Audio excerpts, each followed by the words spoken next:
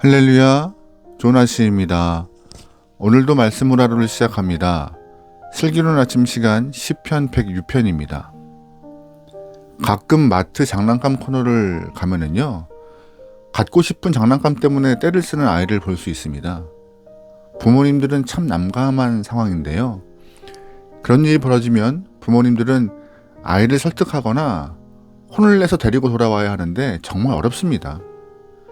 그래서 많은 부모님들이 아이가 원하는 것을 손에 쥐어주고 집에 돌아옵니다. 아이의 입장에서 보면은요, 때를 써서 얻는 것은 당장 갖고 싶은 것을 얻어서 좋긴 하겠지만 앞으로 벌어질 상황은 그리 좋은 쪽으로 흘러가지 않을 것 같습니다. 부모님들이 집에 돌아온 후 아이를 위해서 앞으로 같은 일이 생기면 어떻게 할지 고민할 것 같고, 또한 같은 일이 반복되면 단계적으로 징벌을 허락할지 아니면 아예 마트를 안 갈지 대책을 세울 것 같아요. 기도 역시 마찬가지 법칙이 적용되고 있습니다. 우리가 생각하는 기도 중 가장 큰 은혜는 내가 원하고 바라는 대로 하나님이 이루어 주시는 거라 생각하죠. 이것을 응답이라고 생각합니다. 그래서 우리는 기도하면서 내 소원이 어떻게 이루어질까 많이 기대하고 이렇게 기도했더니 응답이 있더라라는 그런 성공담, 기도의 응답의 성공담을 좋아하고 찾아보는 분도 많이 계세요. 하지만 더 중요한 문제는 하나님 입장에서 우리의 기도를 한번 생각해 보는 것입니다. 하나님 입장에서는 지금 당장 우리가 원하는 것들을 다 허락해 주시는 것 어렵지 않습니다. 하지만 우리의 바람을 당장 이루어 주는 것이 유익인지, 미루었다가 나중에 허락하는 것이 유익인지, 아니면 거절하는 것이 유익인지에 대해서는 하나님이 판단하시는 것이 맞습니다. 그러므로 성도의 입장에서 하나님의 판단을 믿고 응답을 기다리는 것이 가장 성도답고 아름다운 신앙인의 모습, 믿음인의 모습임을 우리는 잘 기억해야 하죠. 분명한 것은 하나님이 당신의 백성에게 가장 유익하고 가장 선한 방법으로 기도의 응답을 해주시는 것이라 믿는 것입니다. 또한 해주실 것입니다. 이거 하나만큼은 우리가 분명히 믿고 하는 것이 건강한 신앙생활을 할 수 있는 것이죠. 오늘 시편 106편에서는요, 하나님께서 기도 응답을 이루어 가시는데 깊은 속마음을, 하나님의 속마음을 시인이 노래하고 있습니다. 이스라엘 백성들이 광야라는 그런 특수한 상황에서 원망도 많이 하고 불평도 많이 해서 하나님께 때를 쓰는 모습을 보입니다. 시인은 그래서 이렇게 표현을 해요. 10절 말씀입니다. 광야에서 욕심을 크게 내며 사막에서 하나님을 시험하였도다. 아멘. 이스라엘 백성들은 출애굽 이후 광야 40년 동안 출애굽 1세대와 2세대에 걸쳐서, 즉 부모 세대와 그 다음 세대에 걸쳐서 원망과 불평의 소리가 컸고 욕심을 냈던 기도가 많았다고 본문은 말하고 있어요. 하나님께서 그들을 인도내셨기 때문에 책임지고 분명히 보호하실 텐데 굶기지 않으시고 먹이시고 돌보시고 입히실 것인데 이스라엘 사람들은 참지 못하고 순간을 견디지 못하고 아이처럼 마트바닥에서 뒹굴어 버리는 모습을 보이죠. 하나님께서도 광야라는 그 특수한 환경 때문에 이스라엘 백성들이 원하는 것들을 대부분 이루어 주셨습니다. 15절 말씀이에요. 그러므로 여호와께서는 그들이 요구하는 것을 그들에게 주셨을지라도 그들의 영혼은 쇠약하게 하셨도다. 아멘. 먹을 것을 달라 하면 먹을 것 주셨습니다. 고기가 먹고 싶다 하면 하늘에서 매출하게 주셨습니다. 또한 역사상 누구도 먹어보지 못한 과자와 같은 만나도 그들은 매일 먹게 해주셨습니다. 반석에서 나오는 물도 먹었고 목마름이 없었습니다. 하나님은 광야에서도 이스라엘 사람들이 힘들지 않도록 인도하셨습니다. 그런데 이스라엘 사람들은 자신들이 원하는 것들이 다 이루어지고 얻어졌는데도 불구하고 다 유익했을까요? 아니라는 것이에요.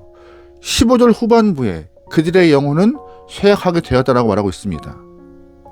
쇠약하다라는 말은 히브리 말로 라존 살라무라고 되어 있는데요. 이 말은 여위게 내버려 두다, 파리하게 하다, 모자라게 남겨두다라는 뜻입니다.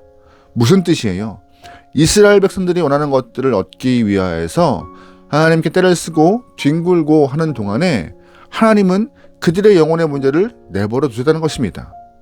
마트에서 떼를 쓰는 아이처럼 민망하고 부끄러워서 원하는 물건 다 사주었지만 부모 입장에서는 한동안 속상하고 아이의 떼쓰에 질려서 아이에게 덜 신경 쓰는 것처럼 하나님도 이스라엘 사람들 영혼을 돌보지 않으시고 내버려 두었다는 것이죠. 그 결과 광야의 시간이 길어질수록 이스라엘 백성들의 영혼은 라존쌀나무, 즉 쇠약하게 되고 모자라게 되고 풍성하게 누리지 못하게 되었다는 것을 성경은 말하고 있어요. 이것이 하나님의 우회적 심판인 것입니다. 응답인 것 같지만 결국 응답이 아닌 것이죠. 여러분이 생각하기에 무엇이 더 유익한 기도의 응답일까요? 하나님이 영혼을 쇠약하게 하실 줄 알았다면 떼쓰지 말고 이끄시는 대로 기다려보는 것도 필요할 것 같은데 참 안타까운 상황인 것 같아요. 하나님은 우리가 원하는 것들을 얼마든지 줄 수 있는 분이십니다. 우리가 하나님께 구하고 떼를 쓴다면 하나님은 세상이라는 특수성 때문에 주실 수 있어요. 하지만 우리가 원하는 것을 손에 넣은 후 과연 우리의 영혼이 행복할까, 풍성할까, 복될까 라는 질문을 하게 되는 것입니다. 우리도 하나님께 떼쓰고 뒹굴어서 원하는 것들을 다 손에 넣는 것이 능사가 아니라는 것입니다. 하나님이 우리 영혼을 돌보지 않으시고 놔두시는 그런 우회적 심판이 더 무서운 징계임을 말씀은 말하고 있는데요. 신앙적으로 볼 때 진정한 기도 응답은 차라리 주지 않으시고 부족한 상황 때문에 주 앞에 더 기도하게 만드시는 그 상황이 더 응답이고 아름다운 모습이 아닐까 생각해 봅니다. 하나님께서 주신 것 때문에 우리의 영혼이 더 쇠약해진다면 그것이 하나님이 기쁨으로 허락하신 진정한 기도 응답이 아니라는 것입니다. 한 번 더 묻겠습니다. 손에 넣는 것이 기도의 응답일까요?